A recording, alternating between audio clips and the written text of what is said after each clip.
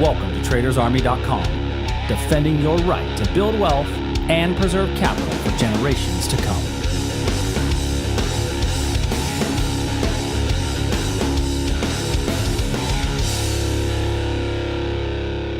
Good morning, everybody, and welcome to the Friday morning edition of the Daily Market Commentary. I am your host, Chuck Fulkerson. Hope everybody had an amazing trading day yesterday as we are getting rolling on our last day of the week.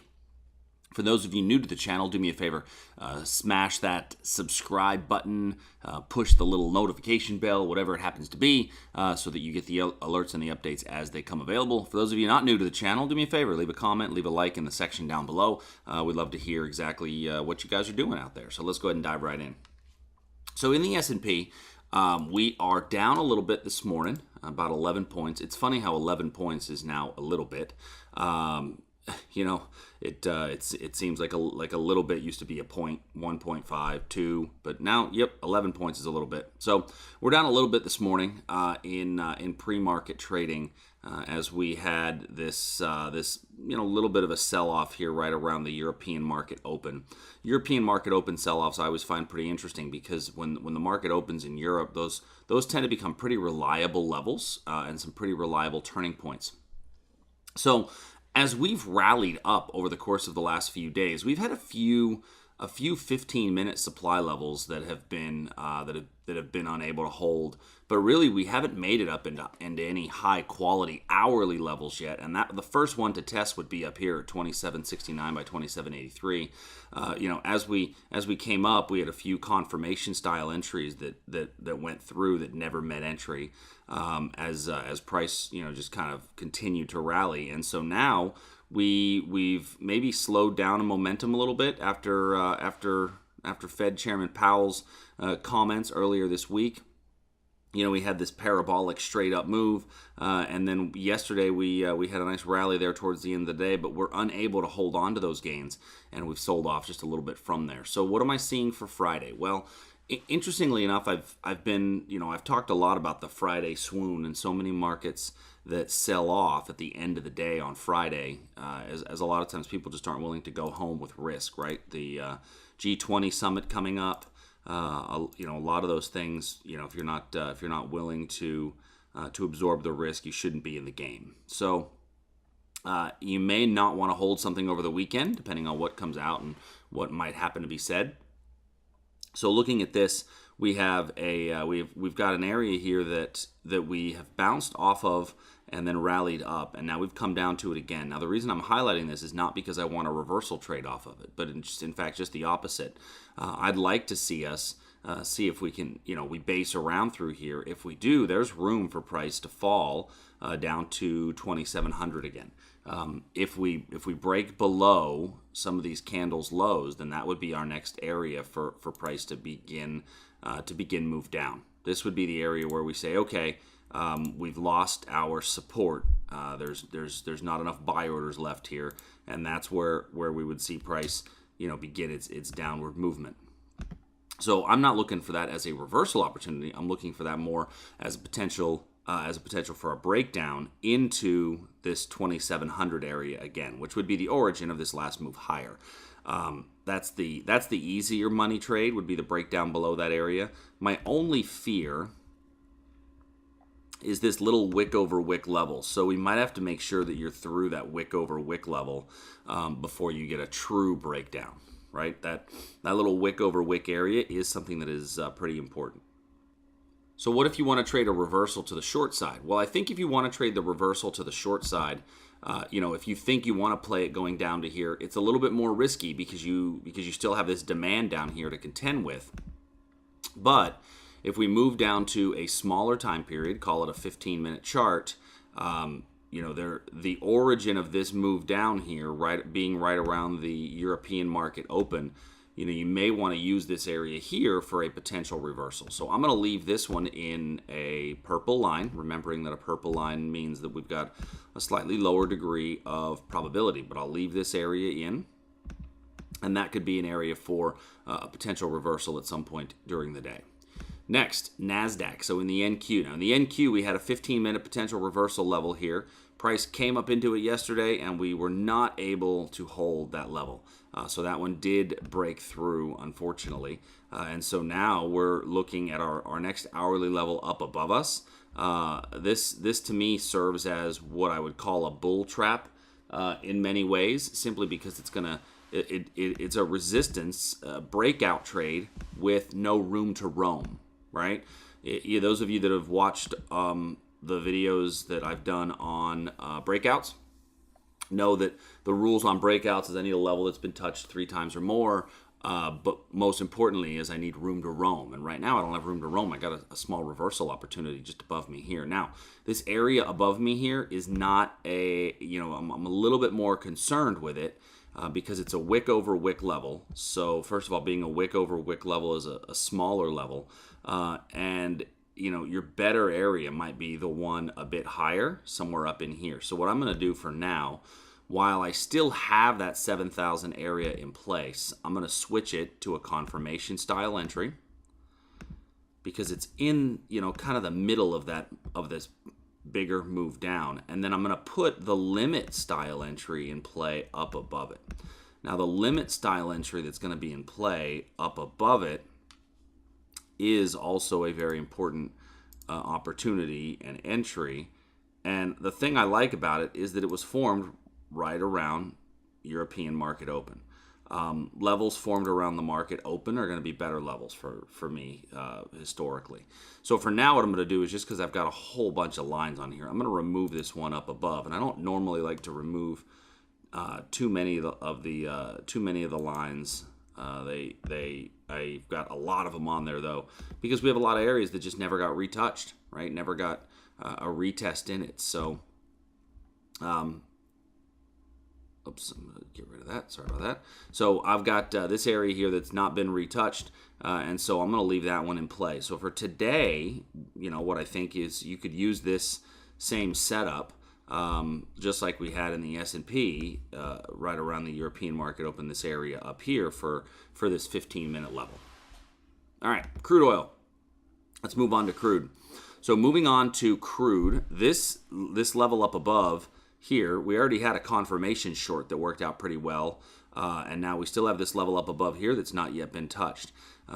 Now, I will say that this is setting up more for continual bearish movement, but if I go to the 4-hour chart, we've actually slowed down our downward momentum. If I throw an indicator on there, and the only reason that I throw indicators on is just to be able to see momentum, right? And what I'm looking at here is I'm looking at significantly higher lows in momentum, but lower lows in price. That's actually usually a bullish signature, okay? The fact that we've got that bullish divergence, this would tell me that we may actually see a bit of a reversal coming back to the upside, and so it makes this level up above here a little bit scarier to take. And so what I'm going to do is I'm going to switch that actually also to a confirmation style entry because of that momentum change. Momentum change isn't going to be enough to get me into a trade, but it's enough to at least make me think twice about getting into one that the indicators are telling me the opposite side. So I'm going to switch this to a confirmation style entry as opposed to a limit style entry. Now, is there an opportunity for a breakdown? Technically, yes, there is, based on this price set. I'd like to see a little bit more sideways price action. If you have paid attention to crude oil over the last few months, last few weeks, what you'll notice is that when we have had our breakdowns, it's come off of very tight 4-hour windows, right? That was a very nice breakdown. This was a very nice breakdown. This was a very nice breakdown. These are very tight 4-hour windows. Here was a little breakdown.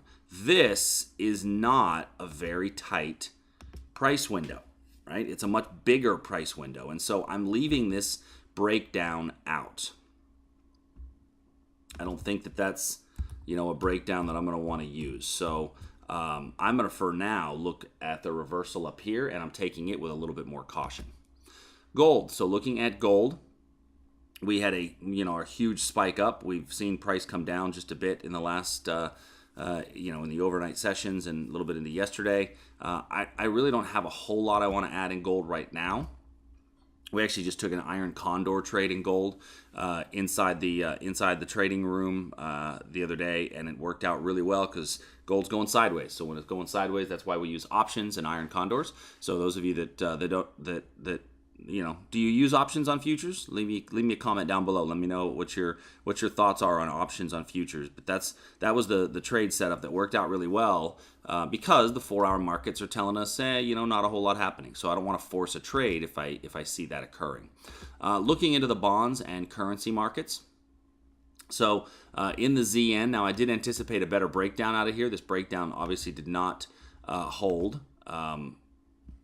And so that 119 breakdown, unfortunately, wasn't able to hold. However, our reversal off of this entry was a really nice hit. We hit this entry, and then price came down out of there really nicely, right to the opposing fair price value area. So that level worked out really well for those of you that jumped in and wanted to nab on that one. It's the second time through. It's still a valid level, but the second time through, I need to convert it to a confirmation style entry because we've already hit it once. So the first time a level's hit, I'm okay with it. The second time I converted to a confirmation style entry. So this worked out really well. Hopefully you're able to nab that. That was about a 5-to-1 reward to risk trade. So that one worked out for the better if you were in there. Now the Aussie on the huge run that we had going higher is now showing a little bit of weakness up here. And so the Aussie I like for a potential reversal. If we get one more thrust back up into this region. I'm not so sure that we will, and we could actually be setting up for a breakdown below this area. So, both are very valid and potential entries. The reversal up there or the breakdown below here. I wouldn't take this breakdown below here, though, until I see a little bit of basing before the line. Without basing before the line, the breakdown's irrelevant. So if you want to trade the reversal, it's up here. The breakdown is right here. Now on the 4-hour, this is still basically sideways price action. Right? So there's slightly more risk in doing that trade because it's against the big picture price direction. Looking at the euro level, obviously on that parabolic move up, we went through that little 15-minute level, and it has a very similar price action right now to the Aussie. So I'm going to leave this thing be at the moment. I don't want to add any levels that are too similar to what we have in the euro because the price actions the Aussie and the euro have very similar price actions, and so looking at these two, I'm gonna trade the Aussie over the euro because I think it's a little bit cleaner, although this reversal is still very much in play inside the euro. Canadian dollar has actually already begun to roll over before the Aussie and the euro have, and that's why it's one of the things that I'm using kind of as a probability enhancer on my other positions. When I look at the Canadian dollar here on a 15-minute chart, it actually put in a really clean reversal level right here. So the opportunity is there if we get another shot back up to take this here, remembering that it's in purple just due to the 15-minute time period. All right, and last but certainly not least would be the Great British Pound, Japanese Yen, copper, nat gas. What you'll see here on copper is that we had a potential short on a confirmation style entry, and look at how we did. We popped right through it, so no entry. In parabolic moves, if you have a directional bias and some sort of news announcement causes a directional bias, you will have stops that get blown through. But if you have confirmation style entries, then ideally you won't get filled on most of those trades. And that's really one of the reasons that I like confirmation style entries. They keep me out of more trades than they get me into. And typically they keep me out of a trade. There's a structure behind why I want to stay out of the trade, just from a risk perspective. Looking at the Great British Pound, we've got a reversal level here that had a really nice move down. Not sure if you guys got filled on that position or not, but now we are still in between some decent little areas, some decent little levels. And then in the Japanese yen, our 15-minute level has not yet been hit, but there's really nothing else that I want to add to this one, as none of these are high enough probability that I'm going to be wanting to force a trade. So ultimately, that's there's enough to trade on these four markets right here over the course of the next day or so. But it's over a weekend, so always remember that over a weekend is the biggest risk trading periods. So because you never know what announcement is going to happen over a weekend. Now we found a number of good equities positions yesterday, and one of them I do want to highlight. I promised that I would highlight it, and frankly didn't get around to it. Was a short. So when we're looking at a short in this equities position, the one that I was going to focus on was Amazon.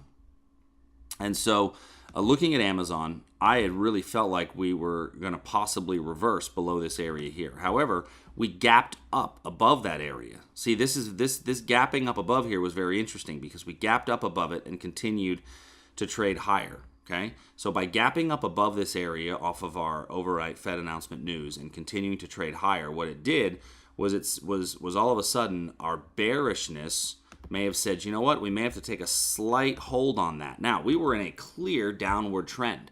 Lower swing lows, lower swing highs. We had broken the upward trend. I'm still in a downward trend. And I'm still in a downward trend because I have lower swing lows as well as lower swing highs, right? Gapping up above here, this would have been the ideal entry, but it doesn't mean that we have changed our overall trend direction on the daily chart. The only way that I'd be able to change this trend direction is if I put in a higher swing low and a higher swing high. So as it stands right now, I have still got lower swing lows and lower swing highs. If I look at my last two swings, this is a swing low, swing high, swing high, swing low, swing low. Those are my last two swings. Now, this technically isn't even a swing yet, right? This is not a swing. But if we do get higher than this, if let's say we get higher than this price level right here, then by definition, I'll have a higher swing high. I would then need to put in a higher swing low for me to have two consecutive higher swing highs and higher swing lows. And that's how I determine trend direction. I'm not a big, user of moving averages to determine trend or to quantify trend. I primarily will use the swing highs and the swing lows because those tell me a lot more. So I haven't changed my overall bearish stance on Amazon. There's no reason to do so yet. However, my entry has to be a bit different, right? My entry now is going to be more of a probably candle to candle style entry on Amazon than it would be just simply taking the reversal, right? Same thing for a stock like Netflix, right? A stock like Netflix, we're in a potential reversal point. I've got lower swing lows and lower swing highs. I'd need to go a candle to candle style and knock it short until I get lower than this next candle's low. And that's really just due to the fact that the market's, getting a little bit of footing underneath it. But a lot of these FANG stocks are some of the ones that have been the more bearish ones that are dragging the market down over the last couple of days. So I don't normally go into individual equities in this session, but and then we build options trades around those. I'm much more suited to trade options, especially around those higher flyer stocks. So if you've got any questions, please send me an email, support@tradersarmy.com, and I will talk to you all soon. Have a great weekend, everybody.